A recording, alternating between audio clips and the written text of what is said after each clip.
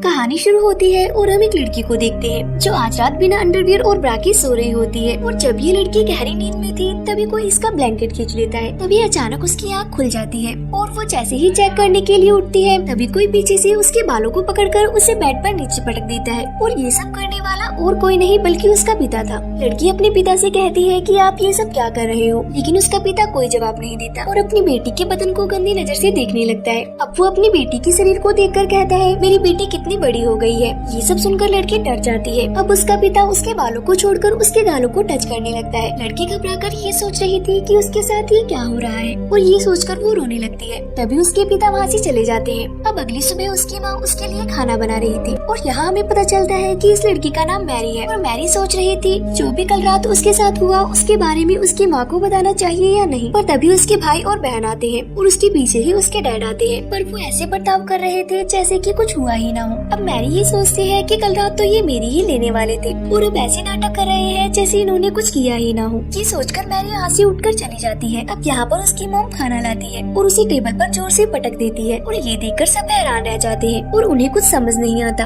अब उनकी मॉम अजीब तरह से खाना खाने लगती जैसे कि कई दिनों से भूखी हो। उसे ऐसा खाते देख वो सब डरने लगते हैं। तभी मैरी का छोटा भाई खाना उगल देता है और कहता है खाने में बहुत ज्यादा नमक है। तभी उसकी मॉम उसका खाना चपट लेती है और पागलों की तरह खाने लगती है। आखिरकार इन लोगों के साथ ये सब क्या हो रहा है। दरअसल जब से ये लोग नए घर में शिफ्ट हुए हैं तभी से इनके साथ अजीब चीजें हो रही हैं। उनके पड़ोसी कभी उनके आंगन में अजीब से स्टैचू लगा देती है तो सुबह कोई उनके सामने मरा हुआ जानवर लटका देता है और पिता हर रात अपनी बेटी के साथ जबरदस्ती कर उसकी लेती है। मॉम सुबह सुबह अजीब जानवरों की तरह खाना खाती है और वो अपना खाया हुआ खाना अपने बेटे को भी खाने को देती है, लेकिन बेटा नहीं खाना चाहता। वो अपने डैड की तरफ देखता है। डैड कहते हैं कि अगर तुम नहीं खाना चाहते हो तो मत खाओ। ये सुनकर मॉम डैड को गुस्से भरी निगाहों से देखने लगती है। इसके बाद वो खाने को टेबल पर फेंक देती है और प्लेट्स को भी नीचे फेंक देती है। अब मॉम उन सभी पर चिल्लाने लगती है और अपने बेटे से कहती है जो मैं बनाती हूँ उसे चुपचाप खा लिया करो। वो इतने जोर से चिल्लाती है कि उसका बेटा डर के मारा रोने लगता है। उन्हें समझ में ही नहीं आ रहा था कि ये सब क्या हो रहा है, लेकिन ये तो अभी बस शुरुआत थी। इसके बाद हम देखते हैं कि मैरी नहा रही होती है। तभी कोई उसके पास आकर खड़ा हो जाता है, लेकिन जब वो शीशा साफ कर देखती है तो उसकी जुड़वा बहन वहाँ खड़ी होती है जो उसके साथ सिर्फ मजाक कर रही थी। फिर ये दोनों बहनें मैरी के कमरे में चली जाती हैं और यहाँ पर मैरी की बहन उसे बताती है कि कैसे हर रात उसके डैड उसके लेने आते हैं। मैरी को यकीन नहीं हो रहा था कि ये सब उसकी बहन के साथ भी हो रहा है। तभी उनके डैड वहाँ पर आते हैं और उन्होंने इनकी सारी बातें सुन ली थी, इसलिए वो चाकू निकालकर उन पर हमला करते हैं। तभी मैरी उनको धक्का देकर वहाँ से भागने लगती है, पर उसके डैड उसकी बहन के बालों को पकड़कर उसको उठाकर फेंक देते हैं। पर मैरी सीढ़ियों पर गिरने की वजह से बेहोश हो जाती है। अब उसके डैड स्टोर रूम से एक हथौड़ा लेकर आते हैं और तभी हम देखते हैं मैरी को होश आ चुका था और वो अपनी बहन को ढूंढ रही होती है। और तभी उसे एहसास होता है कि उसके पीछे कोई खड़ा है और जब वो पीछे मुड़कर देखती है तब उसे उसके डैड नजर आते हैं जो हाथ में हथौड़ा लेकर उसकी ओर बढ़ रहे थे। वो उसको कुछ कर पाते तभी मैरी उनके सर पर कुछ मार देती है, लेकिन उससे उन्हें कुछ भी नहीं होता।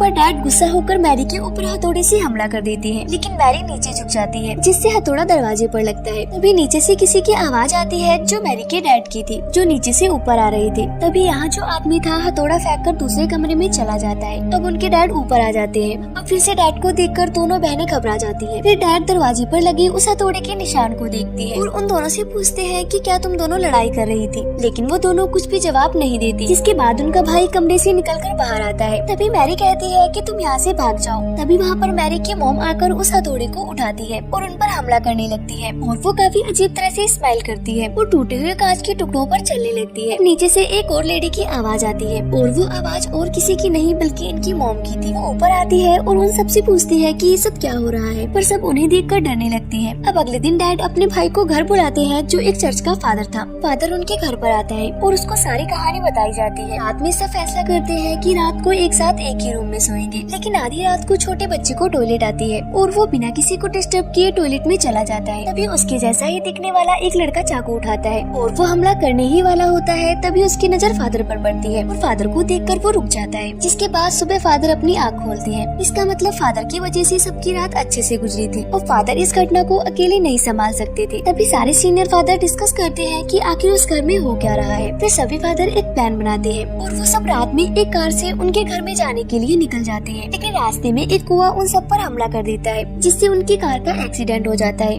दूसरी तरफ डैड मैरी को एक बेल्ट से बांध देते हैं। तभी फादर जख्मी होकर घर के पास पहुंच जाते हैं और बताते हैं सभी फादर की मौत हो चुकी है, अब जो कुछ भी करना है हमें ही करना है। इस बात के लिए डैड मान जाते हैं क्योंकि अगर कुछ नहीं किया तो वो शैतान सबको मार डालेगा। जिसके बाद फादर मैरी के ऊपर एक क्रॉस रख देते हैं और उस पे लकड़ी से मारने लगते हैं, जिससे मैरी को बहुत दर्द होता है। फिर उसके डैड मैरी के पैर को पकड़ लेते हैं ताकि मैरी ज्यादा ना हिल सके। फादर छड़ी से लगातार उसे मारता ही जाता है, जिस वजह से मैरी बेहोश हो जाती है। तभी हमें उस गाड़ी का सीन दिखाया जाता है जिसका एक्सीडेंट हो गया था। वहाँ पर पुलिस फादर को गाड़ी से बाहर निकालते हैं और हमें पता चलता है कि असली फादर तो यहाँ पर है। तो जो मैरी को मार रहा है वो कौन है? असल में वही असली शैतान होता है। अब मैरी की माँ कहती है कि बस करो, अगर ऐसे ही फादर मैरी को मारते रहे तो उसकी जान चली जाएगी। पर डैड अपनी वाइफ को दीवार पर पटक देते हैं और वो अपनी वाइफ को मरता हुआ देख फादर की ओर देखने लगती है। फिर वो फादर एक अजीब सी स्माइल करके डैड के ऊपर हमला करता है और वो उन्हें चाकू से मारने ही वाला होता है कि तभी वहाँ पर असली फादर आ जाते हैं और एक मंत्र पढ़ने लगते हैं, जिसके बाद वो शैतान वहाँ से गायब हो जाता है। और फादर मैरी के सामने एक शीशा रखते हैं जिससे वो शैतान बाहर आ जाता है। जिसके बाद फादर उस शैतान को अपने अंदर समा लेते हैं और वो मैरी के डैड को कहते हैं कि मुझे मार दो। मैरी के डैड फादर के पेट में उस क्रॉस को घुसा देते हैं, जिससे फादर और वो शैतान दोनों ही खत्म हो जाते हैं और इसी सीन के साथ मूवी का एंड हो जाता है।